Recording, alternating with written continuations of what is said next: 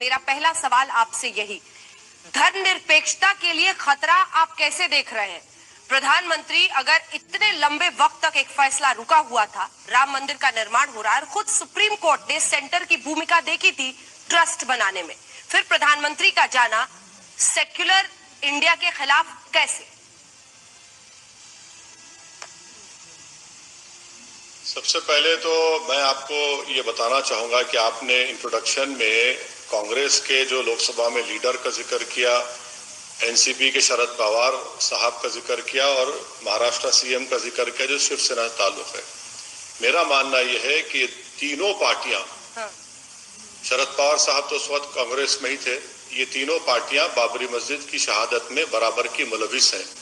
बल्कि जब पूरे देश से अगर मिट्टी जा रही है तो मैं तो ट्रस्ट के लोगों से कहूंगा कि भैया जरा कांग्रेस के हर पॉलिटिकल ऑफिस से भी मट्टी मंगा लीजिए, क्योंकि इन्होंने भी बड़ा रोल अदा किया बाबरी मस्जिद की डिमोलिशन में।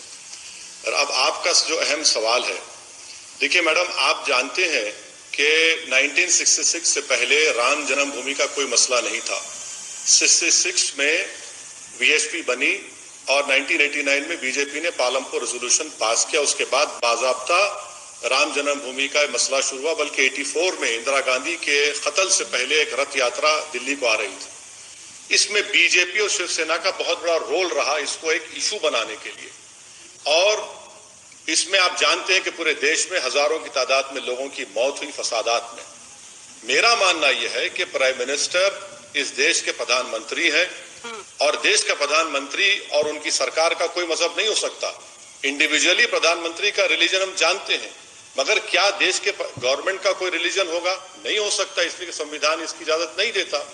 अब जब प्रधानमंत्री वहां पर जाएंगे तो प्रधानमंत्री क्या पैगाम दे रहे हैं? नंबर 1 पैगाम ये दे रहे हैं कि हमारी पार्टी ने, विश्व हिंदू परिषद ने और बीजेपी ने इस राम जन्मभूमि का आगाज किया।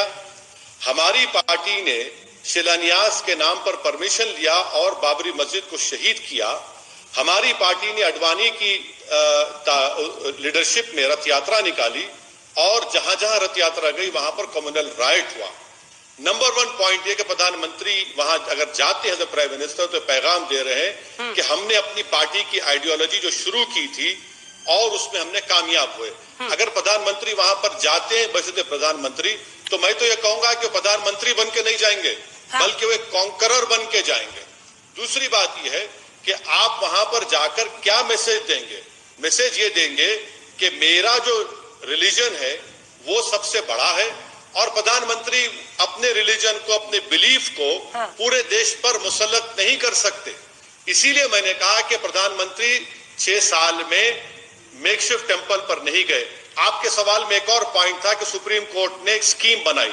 यकीनन सुप्रीम कोर्ट का वो जजमेंट है, उसके ताल्लुक से हमारी राय आप जानते हैं, मगर क्या सुप्रीम कोर्ट ने कहा कि प्रधानमंत्री को बुला लो? क्या पता सुप्रीम कोर्ट ने कहा? सुप्रीम कोर्ट ने ये तो नहीं कहा ना। इसीलिए अभी भी वक्त है कि प्रधानमंत्री, देश का सेकुलरिज्म कोई इकोनॉमिक पॉलिसी नहीं है कि 500 के 1000 की नोट मैंने मिटा दिया और इकोनॉमिक पॉलिसी को खत्म कर दिया। ये देश का सेकुलरिज्म देश की रूह से जुड़ा हुआ है। और एक बात समझिए आप कि 400 साल तक वहां पर मस्जिद थी और मेरा मानना यह है कि वहां पर मस्जिद आज भी है और कल भी रहेगी। तो इसलिए हम उम्मीद करते हैं कि प्रधानमंत्री अगर मस्जिद है जाने के लिए तो वो प्राइम मिनिस्टर के रूप में ना जाए, कह दे कि मैं अपनी इंडिविजुअल कैपेसिटी में जा रहा हूं। लेकिन जो आप खुद नहीं करते उसकी उम्मीद आप दूसरे लोगों से क्यों करते हैं? मेरे सवाल को गौर से सुनिएगा।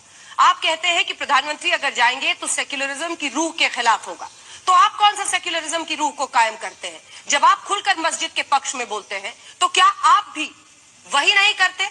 क्या आप जब खुलकर मस्जिद के बारे में बोलते हैं और कहते हैं वही मस्जिद थी, है, रहेगी, मैं अपनी आने वाली पीढ़ियों को बताऊंगा कि 400 साल तक यहाँ पर बाबरी मस्जिद थी, तो क्या आप उस रूह के खिलाफ नहीं बोलते हैं वैसी साहब?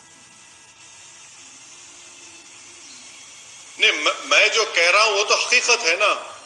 वो तो सुप्रीम कोर्ट ने भी कहा कि डिस्ट्रक्शन ऑफ बाबरी मस्जिद नेशनल शेम। सुप्रीम कोर्ट ने यह भी कहा